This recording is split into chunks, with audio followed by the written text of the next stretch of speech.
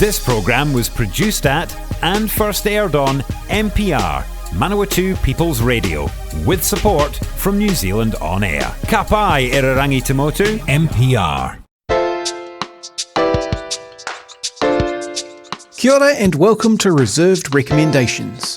This is a show about great trash, difficult art, and our complicated relationships with art and culture. My name's Hugh, I'm the host of the show, and I'd like to take this opportunity to put in a very mild content warning for the show as a whole. Sometimes our recommendations on this show are reserved just because the thing that we're discussing is in some way not good, but sometimes there are aspects of the art or artist that may be confronting for some people. Check the episode descriptions for more information, and do be aware of your listening environment. Kia ora and welcome to Reserved Recommendations, the 2025 season of a radio show and podcast about great trash and difficult art, also problematic faves. That's the thing that we talk about as well. So, first up, before we get to the topic of today's episode, I guess pod news is in order. I talked at the end of last year about seriously considering wrapping the show up, and to be honest, I am still in that space, but largely for reasons of aesthetics and vanity. I would quite like to get to 100 episodes before I call it quits, because then I can say I did a podcast that ran for 100 episodes, and that's a nice round number, and you shouldn't underestimate the appeal of nice round numbers. A couple of people have reached out to me and said that they're interested in doing episodes, so you can look forward to that. Also, largely in an effort to, keep things moving and maintain momentum such as it exists, you can expect a few more of these solo minisodes. They've been doing reasonably well in terms of garnering interest online. So, I'm going to count that as encouragement and keep doing them at least until I get to episode 100, and then we will review at that point as to whether this thing is more trouble than it's worth. So, as I intimated, today is another solo minisode. This is going to be a bit of a meditation on the passing of David Lynch, and less like, I guess, Lynch hagiography, because I feel like hagiography is a problem, and we'll get to that, don't worry. More, I had a series of thoughts thinking about David Lynch and the way that people are talking about him in light of his recent passing. Also, kind of synchronistically, I saw a David Lynch movie that is floating around on Netflix that I think is worth checking out, and I kind of want to talk about that as well. And I want to talk about those things in light of the recent episode that I did, or episodes that I've done, talking about sort of culture war-y stuff, and also specifically about the evolving nature of the Neil Gaiman situation. So first though, David Lynch. We got the sad news, although I have to say, not unexpected news, that David Lynch had passed. Now, I say not unexpected because the last kind of public pronouncement we had from David Lynch was that he would not be doing any further film work, and he didn't really foresee himself doing much of anything because he was suffering quite heavily with complications of emphysema from a lifetime of smoking. Certainly, if you see the times that David Lynch puts himself on screen, he is not uncommonly smoking when he does it.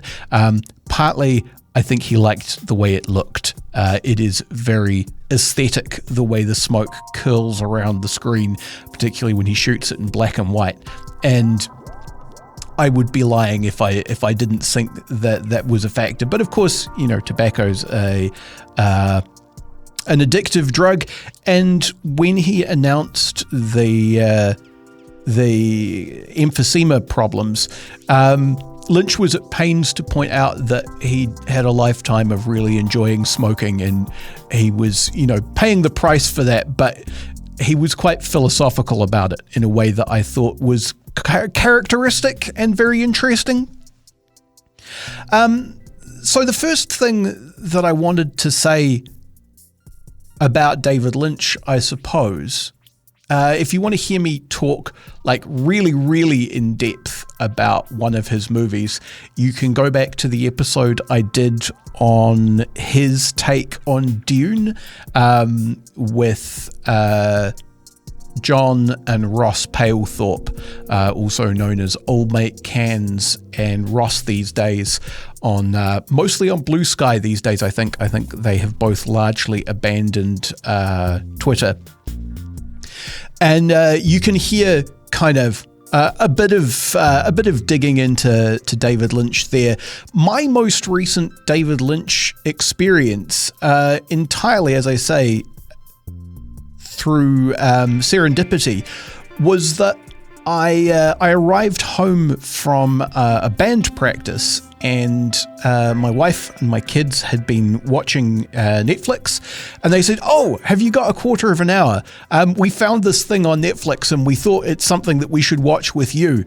And what that turned out to be is a 17-minute short called What Did Jack Do?, which I believe is from 2014. I don't actually have the reference in front of me. It is a very, very basic short film in that it's largely just a reverse shot of David Lynch and a capuchin monkey. But I think it's illustrative in that in some ways it's David Lynch doing a joke about David Lynch, and in some ways it's just kind of what it is straight. The movie is David Lynch as a sort of noir detective character. I think he's introduced as a cop, but maybe not. Sitting in a very kind of nondescript space, which is described as being at a railway station, interrogating a capuchin monkey named Jack, who is suspected of a murder. I'm speaking in questioning tones because this is all information that emerges in a very kind of piecemeal and foggy way. The monkey appears to be suspected of a murder which he is implied to have committed in jealousy over an orangutan, I think, messing around with his girlfriend, who is a chicken called Tutotobon. The monkey has a human mouth superimposed onto it, and an actor who I think might be David Lynch supplies the monkey's voice. So it's kind of David Lynch talking to himself. And the interrogation is sort of like David Lynch deliberately hamming up an impression of hard-boiled detective dialogue, but with all of these very David Lynchy kind of non sequiturs and asides, which you can sort of understand as the characters kind of sparring and trying to lead each other up blind alleys. And I think if you're not familiar with David Lynch's filmography, it's an interesting example because firstly, it's very brief. So if you don't have the patience to sit through a couple of hours of movie and go, what on earth was that all about? Because if you're not familiar with David Lynch, I think the best explanation of the thing that he does is that he tells very straightforward stories in a way that relies a lot on subconscious association and symbolism and kind of allusion to other things. And so the actual story is often quite simple, but the way that it's told requires you to kind of sit with the film and get on its level and kind of read into what it's trying to say. And this short, as I say, it's 17 minutes, you know. It's enough time that if you make yourself a hot cup of coffee, you could slowly drink it in the time it takes to cool down, and that would be your watch of this short. It's pretty light. It's not, you know, David Lynch is also famous for kind of exposing the dark heart at the core of Americana. And this is David Lynch kind of in Carney mode. You know, he is talking about a murder story, but he's doing it in a way which is deliberately ridiculous, and I think is in some senses kind of a joke at his own expense. You know, he is in this movie, it feels like to me, both straightforwardly telling a story that he's interested in telling, but also poking some gentle fun at himself and the kind of tropes about what people consider to be David Lynchy. And so, like, if you would like a light introduction to David Lynch, I think you could do a lot worse than What Did Jack Do, which is, as I say, on Netflix right now. So, you know, go forth and do that. And I think, like, directors who make movies which exist in the way that David Lynch's movies exist and have that kind of cult standing, and whether you like them or not, you have to acknowledge that what's going on with them is always more than surface level. And that can give someone a reputation, I suppose, for being like incredibly profound and having incredibly deep things to say. And for someone to have that kind of standing and reputation and that kind of filmography and be prepared to make something that is so much of a joke at his own expense, I think that is... well, it shows his kind of generosity of spirit, I suppose. A willingness to be a clown at the same time as trying to be sincere. And I think that's an admirable quality. I used to have a badge. I promise this is going somewhere. I had a long jacket that I bought from an op shop as a teenager.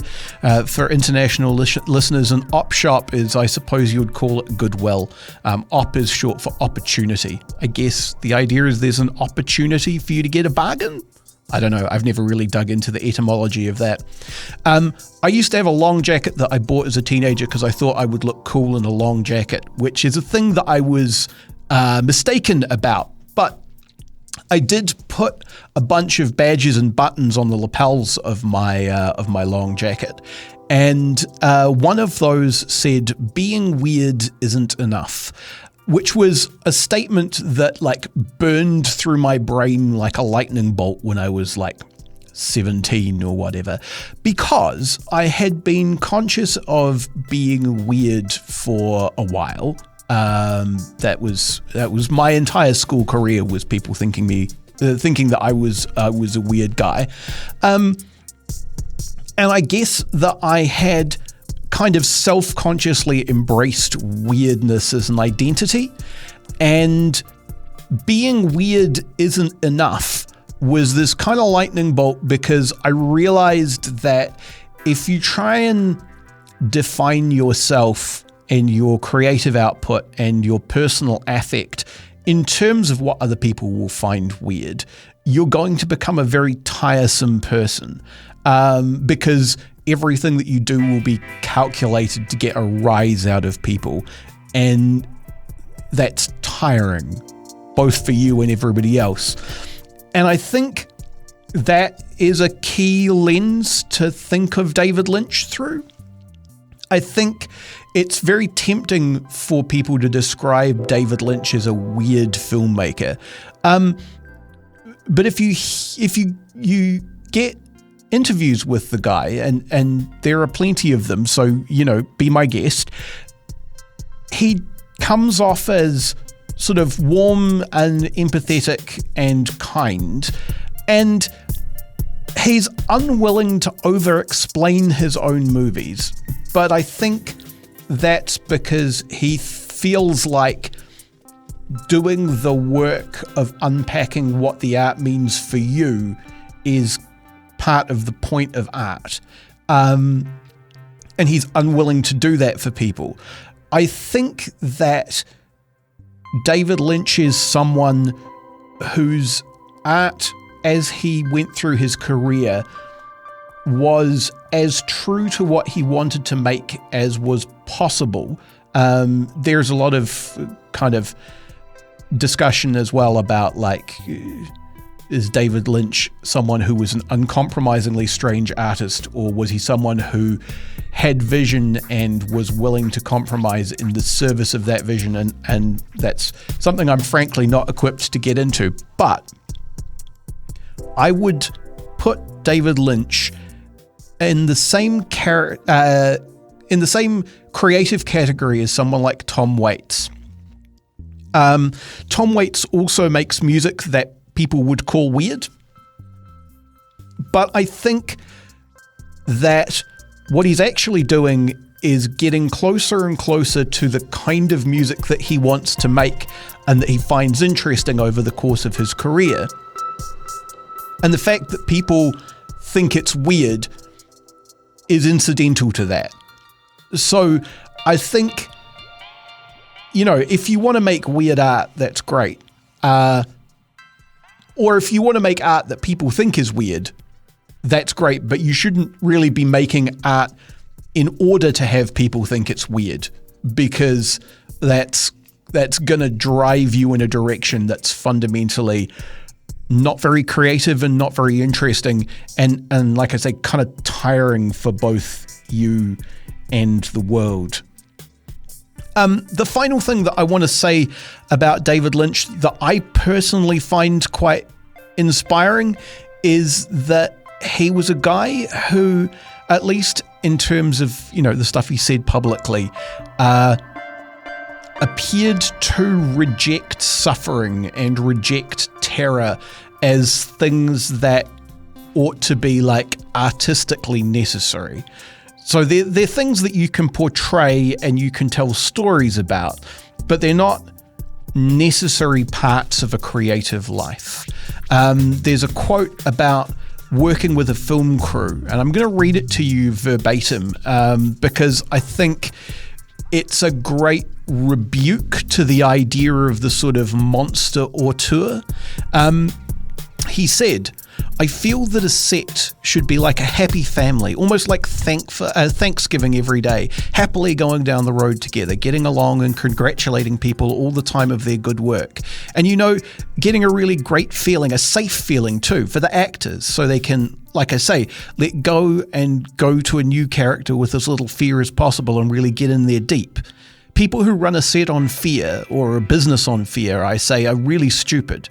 If you run your business on fear, you're going to stress the people. You're going to cause all kinds of conflicts and jealousies. You're going to cause all kinds of conflicts and jealousies and backstabbing."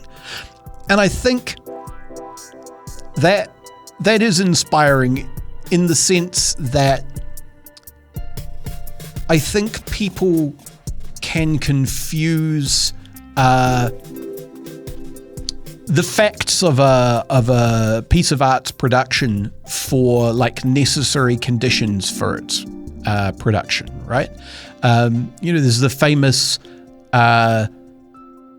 story of Werner Herzog threatening to shoot Klaus Kinski on the set of a film, and it's because that's a great story. It's tempting to think that you need to have a relationship with your lead actor where you want to shoot him. But I'm pretty sure that Herzog himself would say that that's not a necessary condition for the art. That's just the way that things were on the set of that movie. And, it might have been better if they weren't like that. The other quote from Lynch, and this one, I wasn't able to source the previous one, I'm afraid, but this one comes from his book, which is called Catching the Big Fish. He says, right here, people might bring up Vincent van Gogh as an example of a painter who did great work in spite of or because of his suffering. I like to think that Van Gogh would have been even more prolific, even greater, if he wasn't so restricted by the things tormenting him. I don't think it was pain that made him so great. I think his painting brought him whatever happiness he had. And I think, like, taken together, those two quotes reflect, I guess, a rejection of the necessity of suffering in the creative process. And as a person who would like to do creative work, and who sometimes feels like their creative work is in some ways inadequate, and who in the past had a certain amount of like weird comparison envy for people whose lives had been more genuinely tragic. I think that's another revelation on the level of being weird isn't enough. You do the work you do, you make it as good as you can. And it's important not to confuse the circumstances of someone's life with the necessity of a creative life. Some creative people live miserable lives. It's not necessary to live a miserable life in order to be creative. And some people who do not make creative work or don't get the chance to make creative work or are completely uninterested in making creative work also live miserable lives. We just don't pay as much attention to them because they don't do the kind of work that leaves a monument. It's in many ways luck that Van Gogh's art was appreciated after his death, because it wasn't especially during his life, and he could quite easily have vanished into obscurity. There was nothing necessarily magic about what he was doing. And I think all of that is powerful and worth remembering. And, if you want to mark Lynch's passing by going back into his filmography, I think that's a fine thing to do. I have there's a minor digression we'll go on here, which is if you would like a thorough rebuke in fictional form of the idea of suffering making the perfect art, there's a novel by Chuck Palahniuk, the guy who wrote Fight Club. The novel is called Diary. It's from 2003, and spoilers for an over 20-year-old novel. But the pitch is that a young artist is entrapped by a kind of a cult who have worked out through a repeated process the precise kind of suffering needed to create the very, very best artist. And so they torment her and put her through a series of tragic life circumstances in order to make her into such a good artist that her paintings will literally mesmerize the people who look at them. I think you cannot read that book in any way other than a pitch black joke about the idea of suffering causing the best art. Anyway, the other set of thoughts that I had about, or not about, but kind of prompted by people talking about David Lynch's passing, were, I guess, in the context of more information, or at least more detailed information coming out about the Neil Gaiman situation. And I think we will talk about that after the break. This programme was produced at and first aired on MPR, Manawatu People's Radio, with support from New Zealand On Air. Ka pai e re rangi te motu, MPR. You're listening to Manawatu People's Radio, te reo irarangi o ngā tangata o Manawatu. This is Reserved Recommendations, a radio show and podcast about great trash, difficult art and problematic faves. And I spent the first half of this episode talking about the passing of David Lynch and the thoughts that I had related to that, specifically about Lynch and his life and filmography, although he was also a cartoonist and musician, and both his cartoons and music bear some scrutiny. I think they are interesting companions to his film work and give you another angle to look at the way that he was and the kinds of things that he was doing. So before the break, I said that the kind of second half of this episode, or the other part of my thoughts about this stuff, are in relation to the evolving situation with Neil Gaiman. So if you're not aware, what's happened is that, I mean, you can hear my kind of thoughts on how to deal with that situation and the situation of authors kind of becoming problematic in real time in front of you. If you go back and listen to the full episode that I did on that, that is probably the best source of a detailed take on Neil Gaiman, qua Neil Gaiman. But what's happened is that there is a new article out through Vulture, which gives more detail on Neil Gaiman's early life, his relationship with Amanda Palmer, where that was at when the most recent set of events that there have been accusations about are alleged to have happened. I have to hedge my language a little bit here because, of course, all of this stuff is alleged. I think it is unlikely that Neil Gaiman is going to come after a person at my scale, but, security through obscurity is not a great policy. My point really is that the thing that comes out through that article is, I guess, something that seems kind of illustrative of both Neil Gaiman and Amanda Palmer's attitudes and ways of being in the world. And the reason that I was thinking about that in relation to David Lynch was that one of the things that comes across if you look at David Lynch's kind of body of interviews is that he comes across as someone who has, and if you look at people's descriptions of working with David Lynch, is that he comes across as someone who had quite a degree of insight into his own processes and the way that he works and his own standpoint and where he was coming from. And the thing that comes across from the Vulture piece to me is both Amanda Palmer and Neil Gaiman really kind of willfully lacking that insight.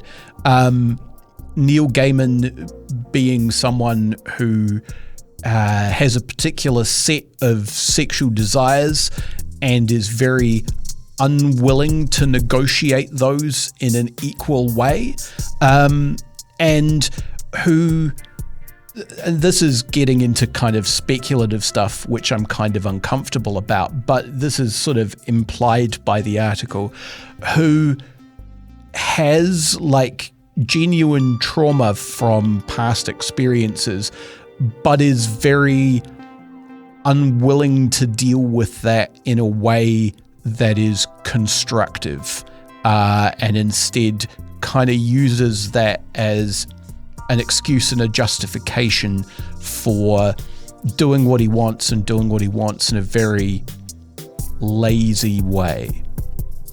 Similarly, Amanda Palmer comes off as someone who And again, you got to be careful about like taking as read people's personalities based on a single article, and I am aware that that's kind of what I'm doing here, but comes off as someone who has an ideal about herself as the center of a kind of utopian community based on a sort of radical sharing, but doesn't really have any insight, or is unwilling to have any insight into the degree to which her ability to do that is not the same as everybody else's. That the fact that she had power and money and a certain amount of institutional power means that she can't have completely horizontal, entirely democratic, radical sharing relationships with random people that she meets on the street, because they are incapable of having a completely horizontal, radically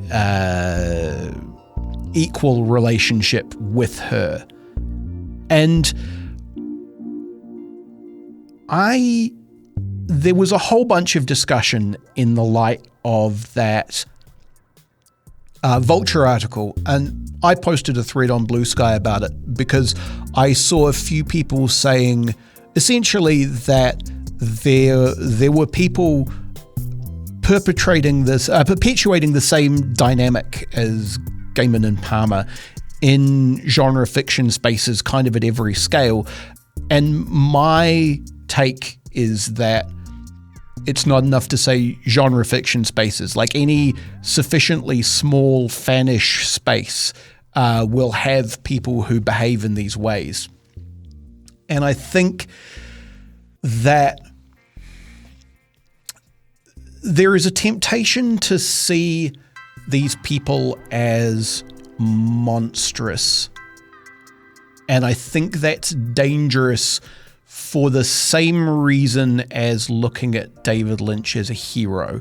I mentioned towards the start of the episode that I think that hagiography is a dangerous thing to do. So my point is that once you consider someone a hero or a monster, you no longer think about them as a person. And of course, like, the entire point of the discussion about parasociality is that you can't think of David Lynch or Neil Gaiman or Amanda Palmer or your favorite author or musician or whatever as a complete person, really, because you only ever have access to the public persona that they create. And that's just the nature of the beast. There's nothing that you can realistically do about that. The vast majority of people who listen to this podcast experience me as a voice in your head. I know that some people who genuinely know me also listen to this podcast, and hi guys, that's cool for you. But you're getting a very specific version of me here. You are not getting me being completely off the cuff after 3 beers, as an example.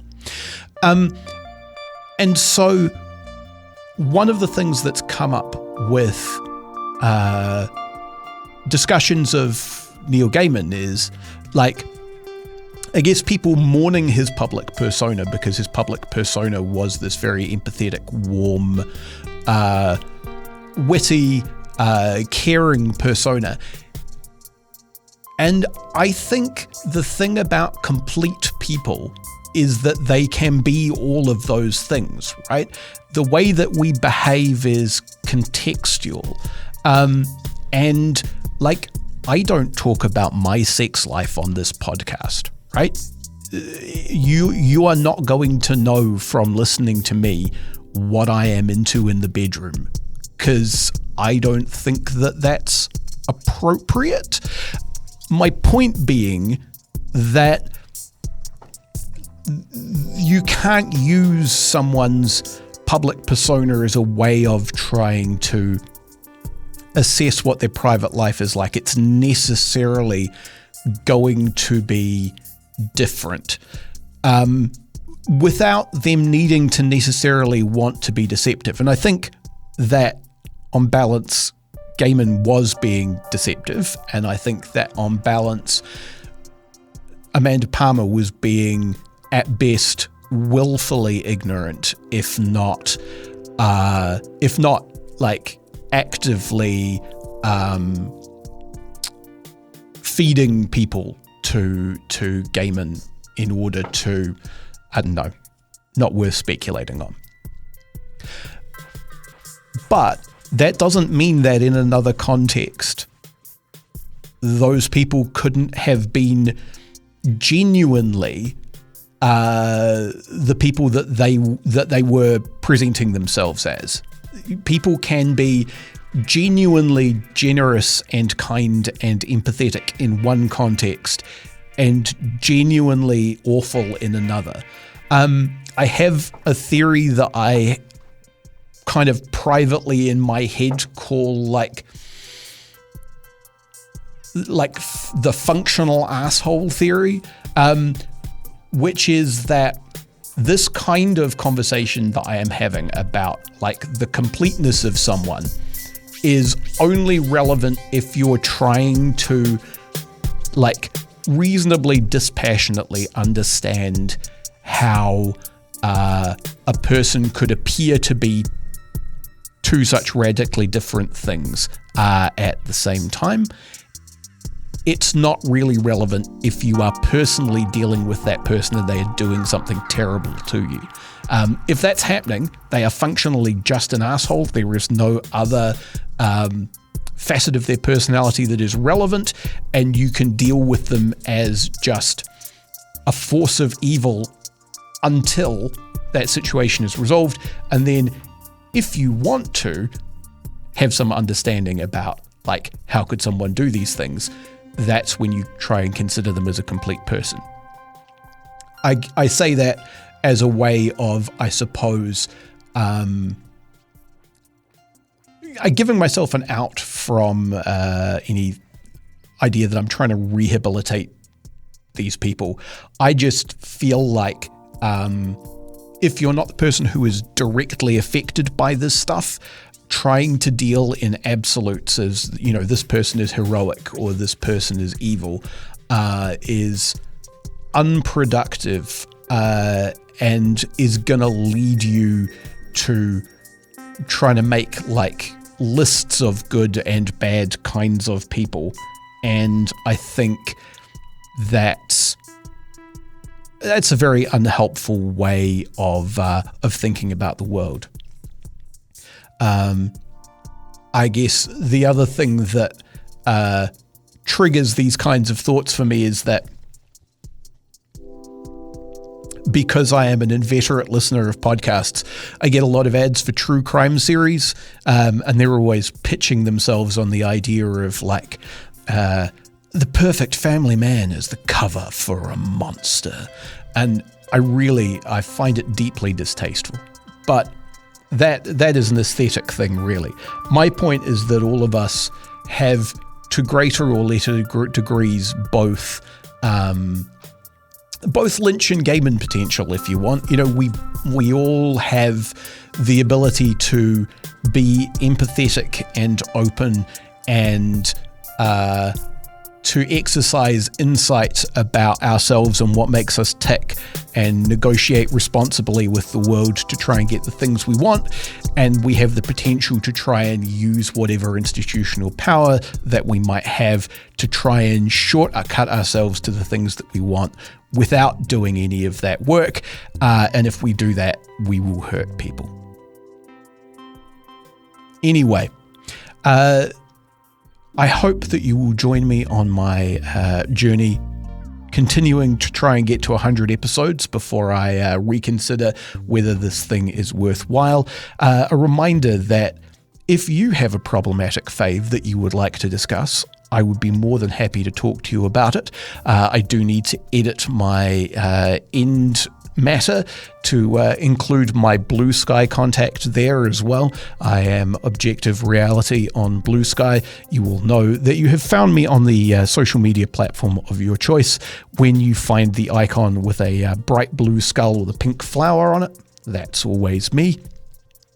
And the background of this monologue has been another of the electronic music tracks that I'm working on from the project that I mentioned on the last episode.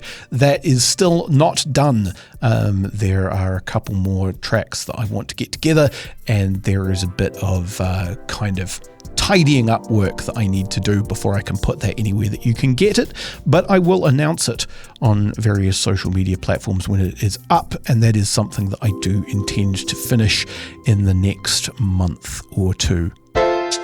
You've been listening to Reserved Recommendations, a radio show and podcast from Manawatu People's Radio, Te Reo Irirangi o ngā tangata o Manawatu. The show was produced and presented by me, Hugh Dingwall, and I also composed our theme music. It's called Sack Jazz, and you can find it at wolfboy.bandcamp.com. If you enjoyed this show, why not go ahead and share it with a friend? You can find the last 10 episodes at npr.nz/show/reserved, or wherever else you get your podcasts.